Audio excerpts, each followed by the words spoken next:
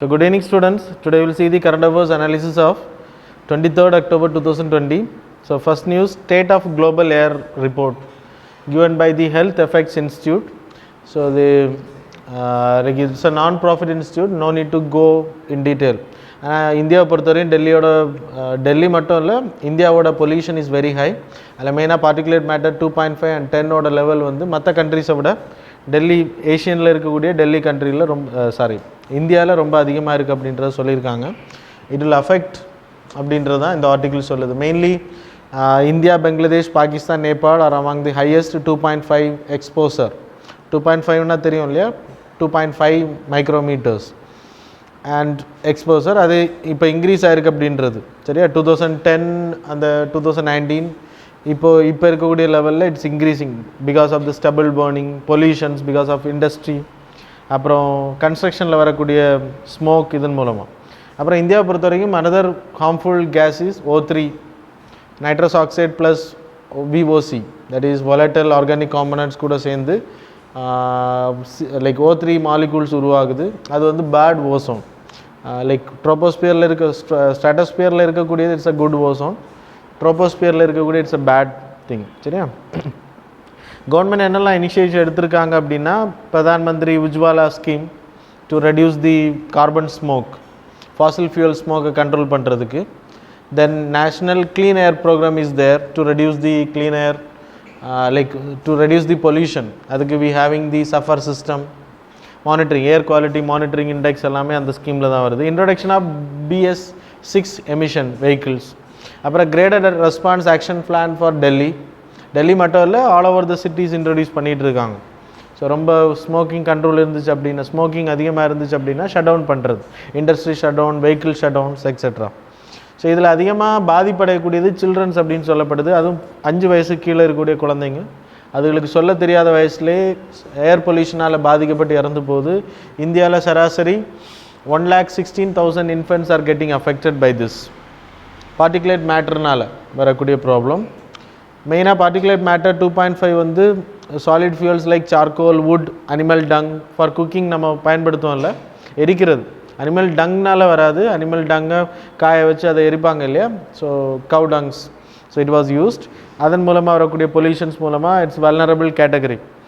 Significance of the study எடுத்துக்கிட்டால் உங்களுக்கு government வந்து வல்னரபிள் செக்ஷன் பீப்புளை வந்து டார்கெட் பண்ணுறதுக்கும் இல்லை சிட்டி ஏரியாவில் அதுக்கான மெக்கானிசத்தை எடுக்கிறதுக்கும் ஹெல்ப் பண்ணும் இந்த ஏர் quality index plus air pollution and COVID-19 time பீரியடில் உங்களுக்கு தெரியும் லங்ஸ் ப்ராப்ளம் தான் மெயின் அஃபெக்ட். அதில் உங்களுக்கு ஏற்கனவே ப்ராப்ளம் இருந்துச்சு அப்படின்னா people are more vulnerable for the COVID-19. அதான் இது சொல்லுது, exposure to pollution and all. So mask is good thing. So using mask உங்களுக்கு வைரஸ் இன்ஃபெக்ஷன்லேருந்து மட்டும் இல்லை, பொல்யூஷன்ஸ்லேருந்து people can see here how much pollution you people feel in this municipal corporation சரியா. தென் particulate மேட்டரை எடுத்துக்கிட்டிங்கன்னா உங்கள் ஹேரோட ரொம்ப கம்மியான லைக் மைக்ரோமீட்டர்ஸில் தான் இருக்கும். அது ஹேர் வந்து 550 to 70 மைக்ரோமீட்டர்ஸில் இருக்குது, மைக்ரான்ஸில், that is micrometres. Like particulate matter 2.5 வந்து லெஸர் தேன் யுவர் ஹேர். எவ்வளோ லெஸர் அப்படின்றத நீங்கள் இதிலே பார்த்துக்கலாம் சரியா. இட் இஸ் 10 வந்து இன்னும் டஸ்ட்டு நீங்கள் தூசிகள் எல்லாம் பார்க்குறீங்கள, ஸோ அந்த அதெல்லாம் ஆட்டோமேட்டிக்காக without your permission it will enter in your. So அதனால் மாஸ்க் போடுறது it's a better thing. So கண்டினியூஸாக நீங்கள் யூஸ் பண்ணுறது வைல் ட்ராவலிங், பைக் ரைடிங் பண்ணும்போது, வெஹிக்கிள்ஸில் நீங்கள் போகிறீங்க, ஓப்பன் டோர் வெஹிக்கிள்ஸில் போகிறீங்க அப்படின்னா better to use that. Sources of particulate matter, smoke, அப்புறம் ரோட் கன்ஸ்ட்ரக்ஷனில் வரக்கூடியது, ஃபயர், இதெல்லாம் சொல்லிட்டேன் ஏற்கனவே. அப்புறம் கம்பெனிஸ்லேருந்து வரக்கூடிய sulphur dioxide, nitrogen oxide நேராக லங்ஸுக்கு ரெஸ்பிரேட்டரி ஆர்கன்ஸுக்கு போயிருக்கும். And then bronchitis will get affected, you people know that. Then integrated theatre command. So இதுக்கு CDS சீஃப் டிஃபென்ஸ் ஸ்டாஃப்ஸ் அமைச்சதுக்கு பிறகு ஷெகாத்தர் கமிட்டியோட ரெக்கமெண்டேஷனில் integrated theatre command, tri service theatre like ஒரு இடத்துல இருக்குது, அது வந்து அந்தமான் நிக்கோபாரில். ஜாயின்ட் கமாண்டுன்னு பேர், one joint command is there. அதே மாதிரி தான் இன்டகிரேட்டட் தேட்டர் கமாண்ட்ன்றது 17 குரூப்ஸ் உருவாக்க போகிறாங்க. 3 வந்து நேவல் கீழே, 7 வந்து ஆர்மி, அப்புறம் 7 வந்து ஏர்ஃபோர்ஸ் கீழே. உருவாக்க போகிறாங்க. ஸோ அதில் ஹெட்டாக இருக்கிறவங்க ஏர்ஃபோர்ஸ் சார்ந்தவங்களாக இருப்பாங்க. ஆனால் 3 service people will be there. சரி, இன்டகிரேட்டட் தியேட்டர் கமாண்டை பொறுத்த வரைக்கும். ஸோ அதில் 4 ஸ்ட்ராங் ரேங்க் மிலிட்ரி ஆஃபீஸர் தான் ஹெட்டாக போடுவாங்க அந்த கமாண்டுக்கு. So it will help to counter. நம்ம லைக் நீங்கள் ஆர்மியில் இருக்கிறவங்க அந்த குரூப்பில் இருக்காங்கன்னா ஆர்மிலேருந்து தான் கமாண்ட் வரணும்னு கிடையாது.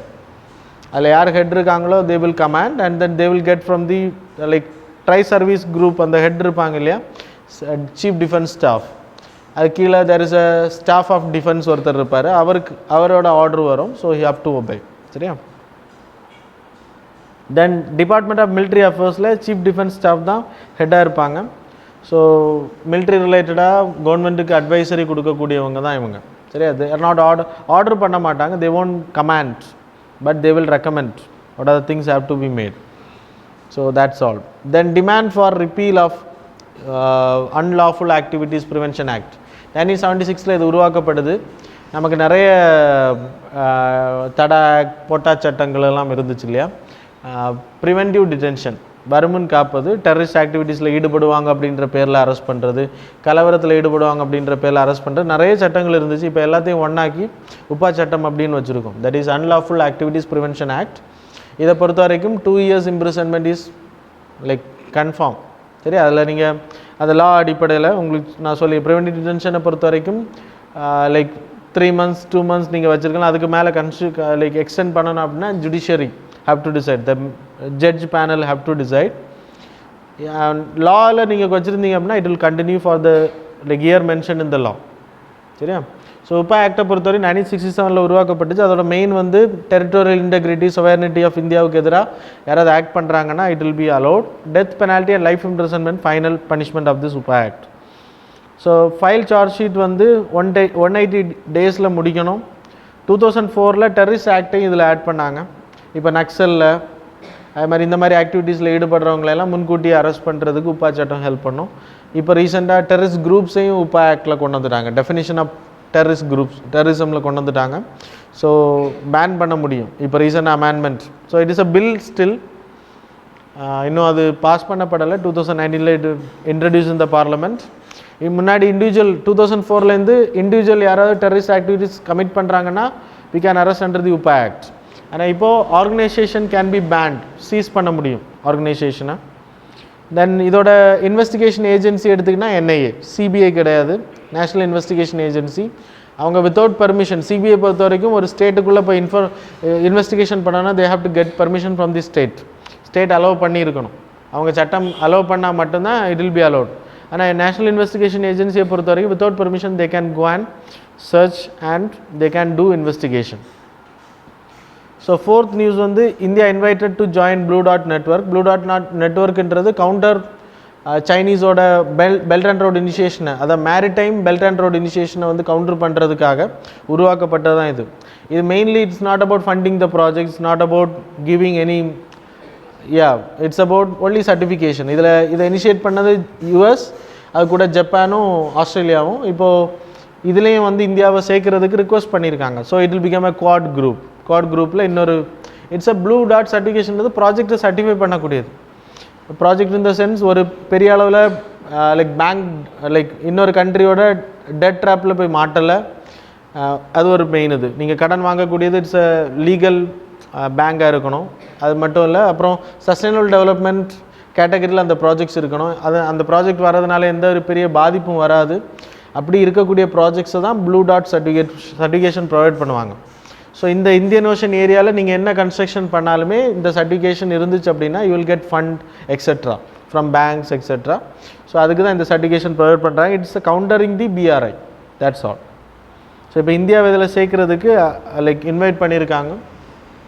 ஸோ இப்போ மலபார் எக்ஸசைஸும் நடக்க இருக்குது, அதில் இந்தியா இன்வைட் பண்ணியிருக்கு ஆஸ்திரேலியாவை, அதுவும் தெரிஞ்சுக்கோங்க. So that's all. Then analyzing the success of NPCA. NPCAன்றது like national payment corporation of India. இது இன்ட்ரடியூஸ் பண்ணப்பட்ட 2007 payment settlements act of India அடிப்படையில். It's a non profit organisation. இந்தியாவுக்குள்ளாடி பேமெண்ட் சிஸ்டம் அதிகப்படுத்துகிறது, டிஜிட்டல் பேமெண்ட் அதிகப்படுத்துறது உருவாக்கப்பட்டது. இன்றைக்கி இருக்கக்கூடிய பீம் ஆப்பாக இருக்கட்டும், உங்களோட integrated payment system like you people having Paytm, இதெல்லாமே வந்து ஹேண்டில் பண்ணக்கூடிய இந்த கண்ட்ரோலிங் அத்தாரிட்டி மாதிரி என்பிசிஐ தான் அதை மெயின்டைன் பண்ணிகிட்டு இருக்காங்க. But transactions are like with respect to the laws of RBI தான் கைட்லைன்ஸ். ஆனால் அதை ரெகுலேட் பண்ணக்கூடிய அத்தாரிட்டி அந்த பேமெண்ட் சிஸ்டம் ஒரு அப்ரூவல் கொடுக்குறது என்பிசிஐ அதான் கொடுப்பாங்க. சரி, அவங்க வந்து கண்ட்ரோலிங் தான். அது மாதிரி கார்டு இஷ்யூ பண்ணுறாங்க, ரூபே கார்டு. சரி, அது மட்டும் இல்லை, இப்போது ஆர்டிஜிஎஸ் அப்புறம் என்இஎஃப்டி இதை இன்ட்ரடியூஸ் பண்ணது ஆர்பிஐ தான் இன்ட்ரடியூஸ் பண்ணாங்க. But it was under the NPCI, national payment corporation. அது காரணம் என்னென்னா பேங்க்ஸோட ஹவர்ஸை தவிர it is going to work 24/7. December 20 ஆர்டிஜிஎஸ்ன்னு 24/7 வரப்போகுது. இது வரைக்கும் இப்போது என்இஎஃப்டி தான் 24/7 இருக்குது. இப்போது ஆர்டிஜிஎஸும் வந்து 24/7 வரும்போது ஸோ பேங்க் டைம்ஸை விட அது எக்ஸ்டென்ஷன் ஆகுது. So that's the reason NPCI will handle it. Regulation under the RBI தான், அது மாற்றம் இல்லை. So it's a promotion of digital transaction, அது தெரிஞ்சுக்கும், அதுக்கு பண்ணிகிட்டு இருக்காங்க. So NPCI transform retail payment system, that is UPI system, immediate payment service system, IMPS system, இதெல்லாம் கொண்டு வர்றதுக்கு மெயினான காரணமாக இருந்தவங்க. இஷ்யூஸை எடுத்துக்கிட்டிங்கன்னா நம்மளோட இன்ஃப்ராஸ்ட்ரக்சரோட ப்ராப்ளம், ஃபின்டெக்கில் இருக்கக்கூடிய ப்ராப்ளம்ஸ், செமி அர்பன் ஏரியாவில் தான் ரொம்ப பிரபலமாக இருக்கும். லைக் நான் அர்பன் ஏரியாஸில் எல்லாம் இது பிரபலம் கிடையாது. And then issues with the எம்டிஆர்ன்றது மர்ச்சன்ட் டிஸ்கவுண்ட் ரேட். இப்போ ரீசெண்டாக லாஸ்ட் பட்ஜெட்டில் they announced, finance minister announced எம்டிஆர்ன்றது மர்ச்சன்ட் டிஸ்கவுண்ட். நீங்கள் கார்டு ஸ்வைப்பிங் பண்ணுவீங்க இல்லையா பாயிண்ட் ஆஃப் சேல் மிஷினில், அப்போது நீங்கள் ஒரு கடையில் போய் பர்ச்சேஸ் பண்ணிங்கன்னா சம்டைம்ஸ் அந்த எம்ஆர்பியை விட அதிகமான காசு பிடிப்பாங்க, 20 rupees 30 rupees. அதுக்கு 1% 3% வரைக்கும் இருக்கும். சர்வீஸ் சார்ஜ் அப்படின்பாங்க. இட்ஸ் நாட் சர்வீஸ் சார்ஜ், எம்டிஆர்னு பேர், மர்ச்சன்ட் டிஸ்கவுண்ட் ரேட்டுன்னு பேர். அது எதுக்கு அப்படின்னா நீங்கள் யூஸ் பண்ணக்கூடிய கார்டுக்கு, மாஸ்ட்ரியோ கார்டு யூஸ் பண்ணுறீங்கன்னா அந்த கார்டுக்கு லைக் எந்த பேங்க்ஸ் வந்து ப்ரொவைட் பண்ணணும். எஸ்பிஐ மாஸ்ட்ரியோ கார்ட்ஸ் யூஸ் பண்ணுறாங்க அப்படின்னா Maestro is a company of USA. அப்போ ருபேன்றது இந்தியாவோட கம்பெனி, என்பிசிஏ தான் அதை இன்ட்ரடியூஸ் பண்ணியிருக்காங்க. ஸோ ருபே கார்ட்ஸ் எல்லாம் யூஸ் பண்ணுறதுக்கு no need to go for payment, அதான் இப்போ அனௌன்ஸ் பண்ணியிருக்காங்க. இந்தியாவோட யூபிஐ ருபே இதெல்லாம் நீங்கள் எம்டிஆர் சிஸ்டமில் யூஸ் பண்ணிங்க அப்படின்னா no need to pay charges, free. அதில் it's a benefit for Indian people. அதுக்கு எதுக்குன்னா ரூபே கார்டை ஊக்கப்படுத்துறதுக்காக. ஆர்டிஜிஎஸ் அண்ட் என்இஎஃப்டி நான் உங்களுக்கு சொல்லிட்டேன் ஏற்கனவே. Fund transfer, national electronic fund transfer, இது வந்து பேட்சாக போகும். ஸோ 2 lakhs வரைக்கும் நீங்கள் பண்ணிக்கலாம் அட்ஸ் அ சேம் டைம், ஒரு நேரம் நீங்கள் பண்ணுறது. அதுக்கு பிறகு அடுத்து தனித்தனியாக தான் பண்ணிக்கணும். ஸோ 24/7 in 365 days இது பெர்மனெண்ட்டாக இருக்கும். ப்ளஸ் இது பேட்ச் ½ an hour அந்த மாதிரி 48 half-an-hourly டைம் பேமெண்ட்ஸ். அப்படின்னா நீங்கள் இப்போது 10 o'clock கொடுக்குறீங்க அப்படின்னா it will B uploaded in other account, இல்லைன்னா டெபாசிட் ஆகிறது it will take ½ an hour. அப்படி ஒரு 48 hours பண்ணுவாங்க ஒரு நாளைக்கு, 24/2 கேட்டகரியில். அதே ஆர்டிஹெச்எஸ் இருந்துன்னா ரியல் டைம், அப்படின்னா நீங்கள் இங்கே லைக் போட்ட உடனே they can receive the money. So அதாவது அது 2 lakhs above தான் பண்ண முடியும். அதுவும் இப்போ 24/7 கொண்டு வர போகிறாங்க. டிசம்பர்லேருந்து நான் ஏற்கனவே சொல்லியிருந்தேன், இந்த கரண்ட் அஃபேர்ஸ் 24/7 வந்து டிசம்பர்லேருந்து இம்ப்ளிமெண்ட் வரப்போகுது. தென் எம்டிஆரை பற்றி சொல்லிட்டேன். தென் வாட் இஸ் இன்ஃபோடெமிக் மேனேஜ்மெண்ட்ன்றது இன்ஃபோடெமிக்ன்றது இப்போ COVID-19 பற்றி ஏதாச்சும் இன்ஃபர்மேஷன்ஸ் ரொம்ப ஓவர் இன்ஃபர்மேஷன் ஆகிறது, datas etcetera, you will not get the correct detail, அதனால் பேனிக் உருவாகும். அது மாதிரி falls information will be cover பண்ணுவாங்க. இதை தவிர்க்கிறதுக்காக இன்ஃபோடெமிக் மேனேஜ்மெண்ட் வில் பி டன். அது அந்த ஹெல்த் மினிஸ்ட்ரி பண்ணும் அந்தந்த ஏரியாக்களில், லைக் அந்தந்த கண்ட்ரீஸில். ஸோ அதை இன்ஃபோடெமிக் மேனேஜ்மெண்ட்ன்றது இன்ஃபர்மேஷன் மானிட்டரிங், கரெக்டாக மானிட்டர் பண்ணி எக்ஸாக்ட் டேட்டாவை கொடுக்குறது. Building health literacy, science literacies capacity, அப்புறம் நாலேஜ் அவேர்னஸ் க்ரியேட் பண்ணுறது. கமர்ஷியல் இன்ஃப்ளூயன்ஸை வந்து லைக் ஸ்டாப் பண்ணுறது, பொலிட்டிக்கல் இன்ஃப்ளூயன்ஸை ஸ்டாப் பண்ணுறது. இப்போ நான் உங்களுக்கு சொல்லியிருந்தேன் இல்லையா, நிறைய லைக் நார்மல் பீப்புளும் sometimes it will be announce as a COVID-19 people. So அந்த மாதிரியான சில விஷயங்கள் இருக்குது, ட்ராபேக்ஸ். அப்புறம் misinformation in the sense rumours பரப்பி விடுறது, ஸோ அந்த மாதிரி இருக்கும். அதெல்லாம் மேனேஜ் பண்ணுறதுக்காக தான் இன்ஃபோடெமிக்ஸ் அப்படின்ற management system is there. Then 7th news வந்து NHRC advisory on sex workers. National human rights commission வந்து இப்போ COVID-19 பீரியடில் ஆல் பீப்புள் ஆர் அஃபெக்டட். அப்போ செக்ஸ் ஒர்க்கர்ஸ் வந்து you have to treat as a informal, it was not approved by our constitution, it was not approved legally, then how you will provide informal status அப்படின்றதான் இங்கே question. நல்ல வேலை ஃபார்மலில் சேர்க்க சொல்லாமல் இருந்தாங்களே, அது வரைக்கும் சந்தோஷம். பாசிட்டிவ் அண்ட் நெகட்டிவ் சைடு எடுத்துனா sex workers it's not allowed in India. But livability அப்படின்ற கேட்டகரியில் நிறைய பேரோட சர்வைபிலிட்டி இருக்குன்றதுனால it was not like government வந்து அவ்வளோ ஸ்ட்ரிக்ட் ஆக்ஷன்ஸ் எடுத்த கிடையாது. ஆனால் என்ஹெச்ஆர்சி இப்போ சொல்லியிருக்கிறது it's against the law, it's against our constitution. ஏன் அப்படின்னா like constitution will not allow it. Commercial like sex workers வந்து அலோவ் கிடையாது. So it is not legal one. அப்போது அது வந்து அலோவ் பண்ணியாச்சு அப்படின்னா அது வந்து அப்ரூவ் பண்ண மாதிரி இருக்கும். ஸோ இட் வில் இம்ப்ரூவ் இல்லைன்னா இன்க்ரீஸ் ஆகிறதுக்கான வாய்ப்பு இருக்குது அப்படின்றதான் இங்கே கிரிட்டிசிசமில் சொல்லியிருக்காங்க. ஏன் இவங்க சொல்லியிருக்காங்க அப்படின்னா நிறைய பெண்கள் வந்து இந்த டைம் பீரியடில் sex workers R getting affected without any food problem. அதனால தான் அவங்கள வந்து இன்ஃபார்மல் கேட்டகரியில் கொண்டு வந்து நார்மல் இன்ஃபார்மல் கேட்டகரி பீப்புளுக்கு நீங்கள் என்னென்ன நீட்ஸ் ப்ரொவைட் பண்ணுறீங்களோ அவங்களுக்கும் அதே மாதிரி ப்ரொவைட் பண்ணணும் அப்படின்னு என்ஹெச்ஆர்சியோட தாட் இஸ் மஸ்ட். ஆனால் அது அப்ரூவல் கேட்டகரியில் கொண்டு வரும்போது இட் வில் கிரியேட் ப்ராப்ளம். சரியா? ஸோ ரேஷன்ஸ் எக்ஸெட்ரா அவங்களுக்கான ப்ரிவிலேஜஸ் ப்ரொவைட் பண்ணப்படணும் அப்படின்றது. Because human dignity is more important than any other thing. Legality check of such work எடுத்துக்கிட்டிங்கன்னா it was not allowed. Commercial sex வந்து fully banned in India. அது உங்களுக்கு article 23 and 24 is an example. 23 is an example. சரியா? So criticism of this advisory feminists like who are wish to end the sex slavery. feminist என்ன சொல்றாங்கன்னா sex அப்படின்ற sex workers ப்ராஸ்டியூஷனில் பெண்கள் தள்ளப்படுறதுக்கான main ரீசனே like forced one, it was not willing அப்படின்றத சொல்லியிருக்காங்க. ஸோ அதனால் நீங்கள் வந்து இதை அப்ரூவ் இது என்ஹெச்ஆர்சி கொடுத்த கைட்லைன்ஸை வந்து கிரிட்டிசைஸ் பண்ணியிருக்காங்க. ஸோ அப்போ அது வந்து it will do more goondaism in India அப்படின்றது. Like goondaism in the sense trading, அவங்கள கடத்துறது இந்த மாதிரி அது இன்னும் அதிகமாகும் அப்படின்றதான் இது சொல்லுது. So NHRC is a human rights body in India created in 1993. Its function for the protection of human rights. Violations நடக்கிறதுலேருந்து பீப்புளை வந்து பாதுகாக்கிறது தான் எங்களோட வேலை. It's a statutory organisation, not constitutional. Composition எடுத்திங்கன்னா சேர்மேன் அண்ட் 4 members. ரீசெண்டாக சில சேஞ்சஸ் பண்ணாங்க, அதை நம்ம படிச்சிருக்கோம். சேர்மேன் முன்னாடி சீஃப் ஜஸ்டிஸ் ஆஃப் சுப்ரீம் கோர்ட்டாக இருக்கணும்னு சொல்லப்படுது, ரிட்டையர்ட். ஆனால் இப்போது வந்து சீஃப் ஜஸ்டிஸாகவும் இருக்கலாம், சுப்ரீம் கோர்ட் ஜட்ஜாகவும் இருக்கலாம் அப்படின்னு சொல்லப்படுது. அது மாதிரி other members all supreme court members are like ரிட்டையர்டாக இருக்கலாம், இல்லைனா ஹைகோர்ட்டில் இருக்கிறவங்களா இருக்கலாம் other members. The Nag that is like integrated missile development scheme la we having 5 program, that is Prithvi, Agni, then Trishul, Nag, aprom ye vandu Akash. Prithvi என்றது short range ballistic missile, Agni என்றது we having 5 variants, 6-7 பண்ணிட்டு இருக்கோம் இப்போ.